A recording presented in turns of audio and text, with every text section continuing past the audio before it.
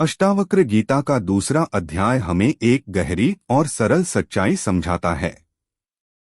मुनि अष्टावक्र राजा जनक से कहते हैं कि इंसान का सबसे बड़ा भ्रम यही है कि वह खुद को इस नश्वर शरीर मान लेता है, जबकि सच्चाई यह है कि शरीर तो केवल एक अस्थायी आवरण है जो जन्म लेता है और समय आने पर मिट जाता है। परंतु आत्मा जो शुद्ध चेतना है कभी पैदा नहीं होती और कभी नष्ट नहीं होती। आत्मा शाश्वत है और वही हमारी असली पहचान है। जब हम खुद को शरीर और मन से जोड़ लेते हैं तब तक हम संसार की गिरफ्त में बंधे रहते हैं।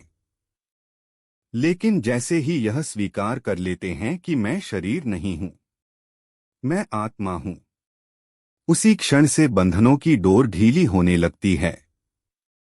शरीर केवल एक उपकरण है, साधन है, लक्ष्य नहीं। हमें उस मौन साक्षी को पहचानना चाहिए जो हर अनुभव को देखता है, जो शब्दों से परे है पर सच्चाई के सबसे करीब है। वही हमारा असली स्वरूप है और वहीं से आत्मबोध की यात्रा शुरू होती है। अष्टावक्र बहुत सहजता से समझाते हैं कि मनुष्य केवल शरीर या मन नहीं है, बल्कि वह शुद्ध चेतना है जो हर अनुभव की साक्षी है। विचार, भावनाएं, शरीर की क्रियाएं या मन की हलचलें सब आते जाते रहते हैं, लेकिन जो उन्हें देखता और पहचानता है वही असली मैं है। इसका अर्थ है कि हम इन सब से भिन्न हैं। जब हम खुद को केवल देखने वाला मानने लगते हैं तो धीरे धीरे मन की पकड़ ढीली होने लगती है और जहां मन से दूरी आती है वहीं दुख भी फीके पड़ने लगते हैं। विचार हमारे नहीं होते, वे केवल मन की सतह पर उठती हुई लहरों जैसे होते हैं। जब हम सोचते हैं कि यह विचार मेरा है तभी उनसे बंधन शुरू हो जाते हैं। लेकिन जब हम विचारों को केवल आते जाते मेहमान की तरह देखना सीख जाते हैं, बिना उन्हें पकड़े या रोके, तब हम असली आजादी का अनुभव करते हैं। विचार बादलों जैसे हैं जो थोड़ी देर रुकते हैं और फिर चले जाते हैं, जबकि हम उस अनंत आकाश की तरह हैं जो सदैव स्थिर और अडोल है। जनक, तू ना पापी है ना पुण्य आत्मा। आत्मा इन दोनों धारणाओं से परे है। मन कहता है मैंने गलती की या मैंने अच्छा किया, पर यह सब मन की धारणाएं हैं। आत्मा का इनसे कोई लेना देना नहीं। आत्मा तो हमेशा गवाह बनी रहती है। जैसे सूरज की रोशनी गंदे तालाब पर भी पड़े तो सूरज कभी मलिन नहीं होता, उसी तरह आत्मा हर अनुभव से गुजरते हुए भी शुद्ध और निर्दोष बनी रहती है। यह संसार एक स्वप्न की तरह है। जैसे हम सपनों में उलझ जाते हैं और मान लेते हैं कि वही सच है, वैसे ही यह जीवन भी एक लंबा सपना है। पर जब आत्मज्ञान होता है तो यह समझ में आता है कि हम केवल दर्शक हैं। हम उस फिल्म को देख रहे हैं जिसमें दुनिया के दृश्य बदलते रहते हैं।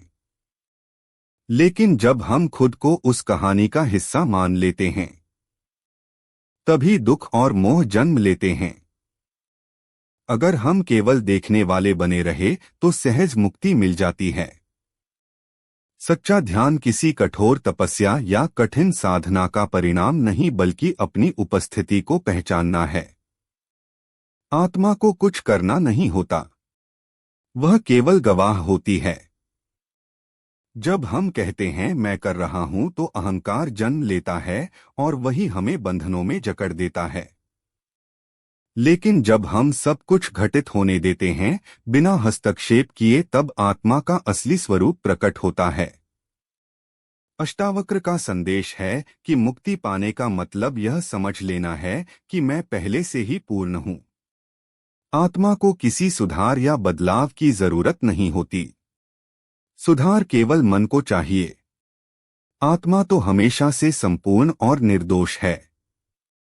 जैसे ही यह स्वीकृति भीतर आती है, वैसे ही गहरी शांति और सुकून मिल जाता है।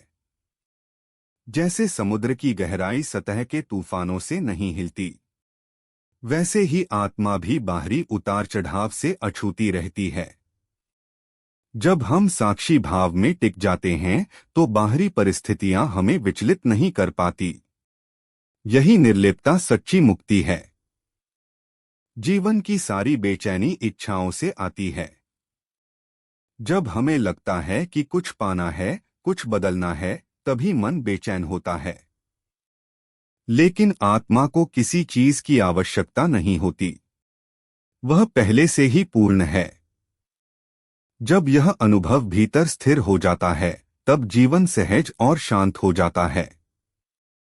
सच्चा संन्यास बाहर की वस्तुओं का त्याग नहीं, बल्कि भीतर की इच्छाओं का त्याग है। जब हम इच्छाओं को केवल आते जाते दृश्य की तरह देखने लगते हैं, तब हम उनके जाल में नहीं फंसते। यही असली विरक्ति है। बाहर कोई काम करते हुए भीतर मौन और शांति में रहना ही सच्चा संन्यास है। ज्ञानी व्यक्ति का मन उसी समुद्र की तरह होता है जो सतह पर तूफानों से हिलता है, लेकिन भीतर गहराई में सदैव अडोल रहता है। आत्मा को ना कोई सुख छू सकता है, ना दुख, ना प्रशंसा और ना अपमान। जैसे कमल का फूल पानी में रहकर भी गीला नहीं होता, वैसे ही आत्मा भी हर परिस्थिति में निर्लेप बनी रहती है। यही निर्लेपता असली ध्यान और मुक्ति है। सभी साधनाओं का एक ही उद्देश्य है, आत्मा की पहचान। जब हम गहराई से जान लेते हैं कि हमारा वास्तविक स्वरूप आत्मा है, तब खोज समाप्त हो जाती है और जीवन सहज हो जाता है। ना पाने की इच्छा बचती है, ना खोने का भय। बस एक शांत, मौन और आनंदमय उपस्थिति रह जाती है। अष्टावक्र हमें यही सिखाते हैं कि आत्मज्ञान कोई दूर का लक्ष्य नहीं है। यह वही पहचान है कि मैं शरीर नहीं हूं, मैं आत्मा हूं। यह समझना ही मुक्ति है। जैसे अंधेरे कमरे में दीपक जलाते ही सब स्पष्ट हो जाता है, वैसे ही आत्मज्ञान से अज्ञान का पर्दा हट जाता है। मुक्ति किसी बाहरी साधन या कर्मकांड से नहीं मिलती, बल्कि अपने भीतर झांकने से मिलती है। हम पहले से ही साक्षी हैं, बस भूल गए हैं। जब भी हम विचारों में खो जाते हैं तो अपनी असली पहचान भूल जाते हैं। लेकिन जब हम जागरूक होकर भीतर लौटते हैं, तब अपनी वास्तविक उपस्थिति का अनुभव होता है। साधना का अर्थ केवल यही है कि बार बार इस स्मरण को जीवित रखा जाए, क्योंकि भूलना ही सबसे बड़ी बाधा है। जब यह समझ पक्की हो जाती है कि मैं नश्वर शरीर नहीं हूं, ना विचार हूं, ना मन हूं, तब स्वतंत्रता अपने आप प्रकट होती है।